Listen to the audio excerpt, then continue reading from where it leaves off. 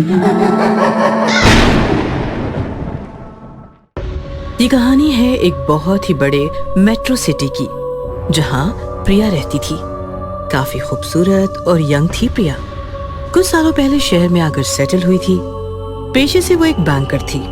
रोज 8 घंटे ऑफिस का काम और बाकी बचा टाइम आराम ही आराम, क्योंकि ना तो उसकी शादी हुई थी और उसके मम्मी पापा भी भैया भाभी के पास थे। मतलब प्रिया अपने आप को ठीक ठाक वक्त दे पाती थी। इन दिनों प्रिया एक किताब पढ़ रही थी, जिसमें एक पॉइंट उसे बार बार परेशान कर रहा था। दरअसल वो किताब एक मशहूर लेखिका ने सांपों के बारे में लिखी थी। सुदर्शन, कल मैंने तुम्हारी दी हुई किताब में पढ़ा, उसमें लिखा था कि ये जो कोबरास मतलब नाग होते हैं ना, उनकी कुछ प्रजातियों में ऐसा पाया जाता है कि वो इच्छाधारी होते हैं। मतलब अगर वो लंबे समय तक बिना नागिन में उलझे हुए कुछ साल सीधी चाल भटकते रहे, तो फिर जमीन पर रेंगते रेंगते ही अचानक दिव्य बन जाते हैं और फिर जब चाहे तब वो इंसानी रूप में आ सकते हैं, इंसानी मादा को जीतने। कहाँ तुम इन बातों को मानती हो?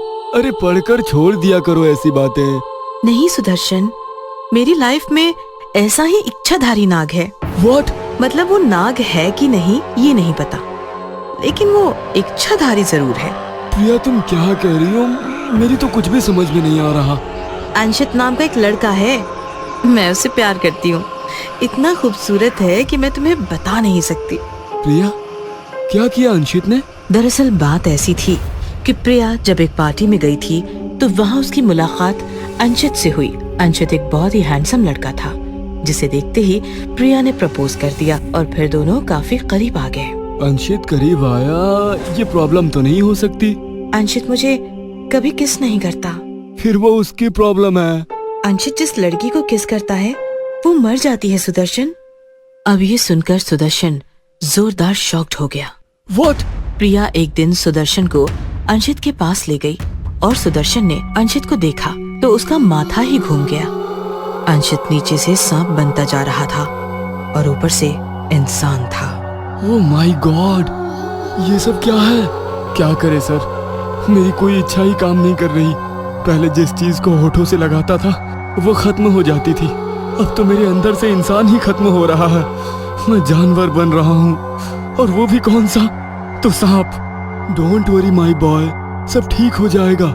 मुझे टेंशन इस बात की नहीं है सर कि मेरा क्या होगा, मुझे टेंशन है कि मेरे बाद प्रिया का क्या होगा। सुदर्शन ने इमीडिएटली उस किताब की ऑथर रंजना का एड्रेस निकाला और सुदर्शन प्रिया को लेकर रंजना के पास आया।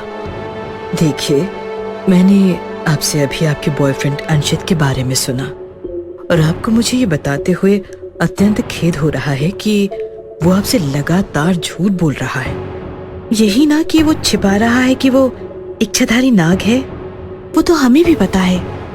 नहीं, उसका जो खतरनाक झूठ है वो ये है कि वो आपसे प्यार करता है। ये सुनकर तो प्रिया के साथ साथ सुदर्शन भी हिल गया। मैम कैसी बातें कर रही हैं आप? वो तो प्रिया को हद से ज्यादा चाहता है। तकलीफ में भी बस प्रिया के बारे में ही सोच रहा है। जानवर अपनी फीमेल को हद से ज्यादा नहीं चाहते। हमारी वाली हदें उन्हें लागू नहीं होती। वो बस फ्लेवर लेते हैं और मौसम टूटते ही छोड़ देते हैं। यहाँ उल्टा हो रहा है। मतलब वो आपको अपनी दुनिया में ले जाना चाहता है, क्योंकि वो इच्छाधारी है और इच्छा पूरी करने के लिए अलग अलग ढोंग रच रहा है। और सेम यही एक्सपीरियंस प्रिया ने रात को लिया। जब वो पूरी तरह सो रही थी, तब अंशित अचानक भयानक सा नाग बन गया और प्रिया से लिपट गया। वो प्रिया के होठों को डसना चाहता था, लेकिन डस नहीं पाया।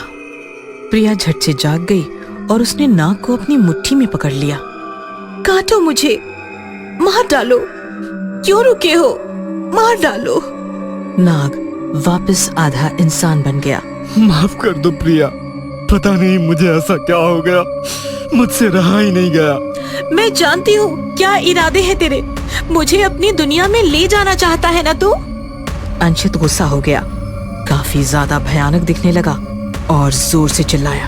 हाँ, मैं तुम्हें ले जाना चाहता हूँ अपने साथ, अपनी दुनिया में। मैं करीब 100-2 साल बिना नागन के रेंगता रहा, अब इच्छाधारी बनने के बाद ऐसी नागन पाना चाहता हूँ जो बस मेरी हो और किसी की नहीं। ऐसा कहकर अंशित जोर जोर से हंसते हुए हमला करने ही वाला था कि तभी सुदर्शन ऑथर रंजना को लेकर वहां आया। रंजना ने झट से फूंक मारी और अंशित इच्छाधारी नाग से नाग की छोटी सी गोली बन गया। रंजना ने वो गोली उठाकर एक शीशी में भर ली। आपका बहुत बहुत धन्यवाद रंजना, लेकिन आप इसे इच्छाधारी नाग की गोली बनाकर क्या करेंगी? रंजना मुस्कुराते हुए बोली, डोंट वरी, ऐसे सैकड़ों नागों से रोजाना रात खेलती हूँ मैं।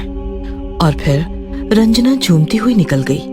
आगे उस इच्छाधारी नाग अंशित का क्या हुआ पता नहीं, लेकिन सुदर्शन ने तो अपनी प्रिया बचा ली।